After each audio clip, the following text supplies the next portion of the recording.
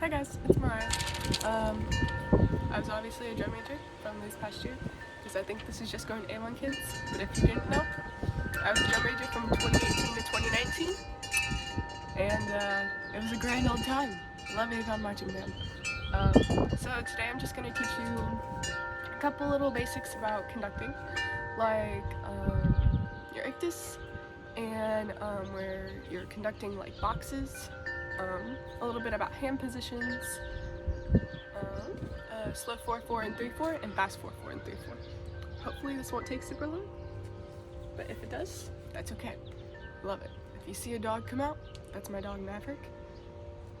He's a little butt, but he'll probably pop out every once in a while. So, okay. So, whoa. So I think the first thing to start with would be your ictus. So, how I like to think of my ictus is like right where my belly button is. You can't really tell, but that's my belly button. So this is where my ictus is. It's maybe a little bit higher. Some people it might be a little lower, just depends. So your ictus is where you're always going to be like showing the beat to like the band and stuff. So you're going to hit that spot every single time. So if I do 4/4,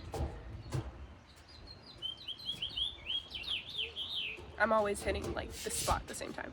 Kind of like what I'm doing right now. A good way to practice this is to do ones. So just go up and down and get like a table about where your ictus is, and just keep tapping that every single time you do it. And then maybe a little like back up and try to keep hitting that same spot. Another way to practice this is if you have a bathroom mirror and you have an expo marker, go ahead and draw a line where that where your ictus is, and watch yourself as you conduct, both critique all your patterns and stuff, but also make sure that you're hitting your ictus pretty consistently. Yeah, so that's what an ictus is. Oh yeah, okay, so hand position. So I was like a piano player ever since I was younger, so I've always had that like natural curvature in my hand.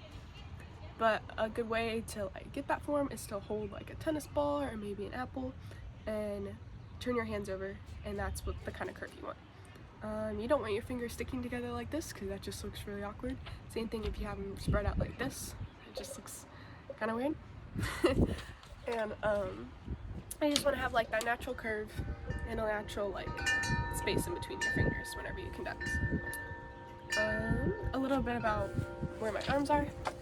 So when I go to set, my arms are like a little bit out in front instead of like all the way back here, because this kind of limits your space, especially if you're back here. You don't want to have them like too far out here either, because that's just, yeah.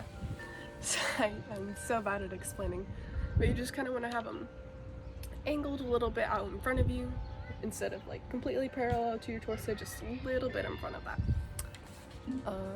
Okay, now for 4/4. So, oh my goodness. So, when we do 4/4, we have this little saying. I forget the very first thing that we say, but I'm just gonna use the same thing that we say for the last one because it's basically the same. You'll understand in a second. Okay, so for 4/4, we go, don't shoot, eat a sandwich, give me a hug, don't shoot. That kind of makes sense. Okay, don't worry, I know that's a lot to like take in, so I'm gonna break it down real fast. So for your first beat, you're gonna hit, you're gonna go up and then 1. So up, 1, up, 1. So easy enough. Now what we do is what we call like a little bit of a rebound from your 1. So you're gonna go up, 1, 2. So when you do your rebound, you don't want to have it the same height as your 1, because then some people will get confused and think that it's 1 when it's actually 2. So you're going to have it like maybe halfway of the distance. I'm trying to watch myself when I do this. 1, 2. Yeah. 1, 2. Yeah. And after that, we're going to go into our third beat.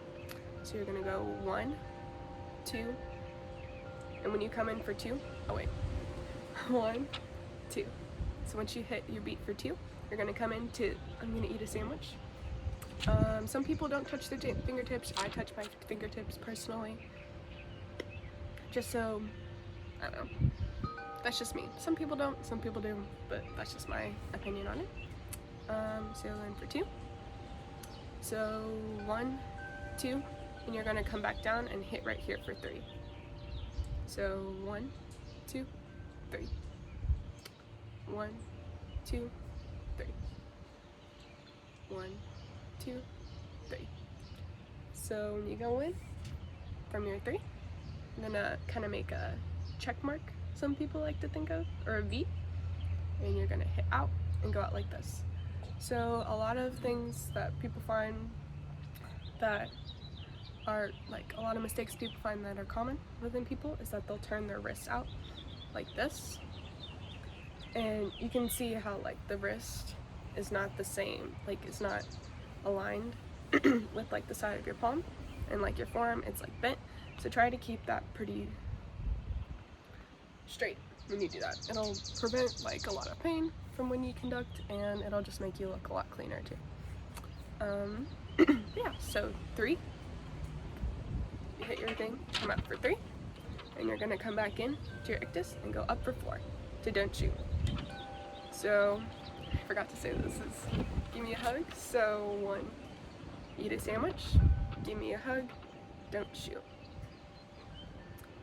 Sandwich, hug, don't shoot. Easy enough. And 3, 4 is basically the same, except for you're just taking out this middle part for 2. So you're gonna go, don't shoot, give me a hug, don't shoot, don't shoot, give me a hug, don't shoot. 1, 2, 3. 1, 2, 3. 1. And some people, obviously this is going to be totally up to your own interpretation of it, but this is just basics of it, and you can make it your own style and stuff, because obviously everybody's hand positions are different. I've noticed that I turn my hands a lot whenever I conduct, so where like my pinkies end up being turned down instead of being flat. Oh, also another thing, sorry, this just came to my head. When you do your ictus, I'm trying to think. Think of the beat being hit with your fingertips. So like 1, 2, or not your fingertips, maybe. No, yeah, your fingertips. You don't want it to do it like with your palms, because then you're going to end up showing your hands like this, and you want to have them at natural curvature, so fingertips.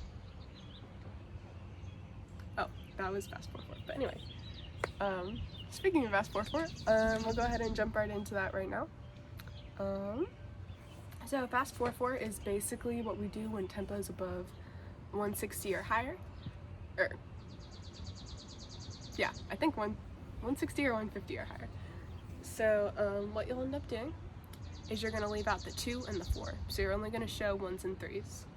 So the pattern we do for this is just 1, 2, 3, 4.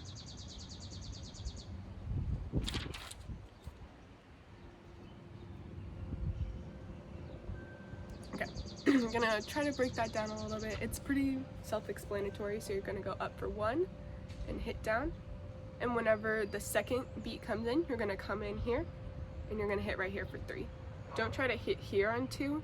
I think of it as more of 2 and. I think moving on 2 and hitting on 3. So 1, 2, 3, 4. Same thing for 4s. So you're going to move your hands up on 4 and hit here on 1, 3, 4, 1, 2, 3, 4, 1. Fast 3s are a little bit different. Sorry, I'm trying to think of a way for doing this. So there's 2 different ways. Usually people switch back and forth. It just depends on the season. The one that I feel most comfortable with is the swoop one. So when you do your fast 3, you're gonna make kind of a triangle shape, but not really. I'll just choose the triangle one first. So for fast 3, you're gonna hit here on 1, come out here on 2.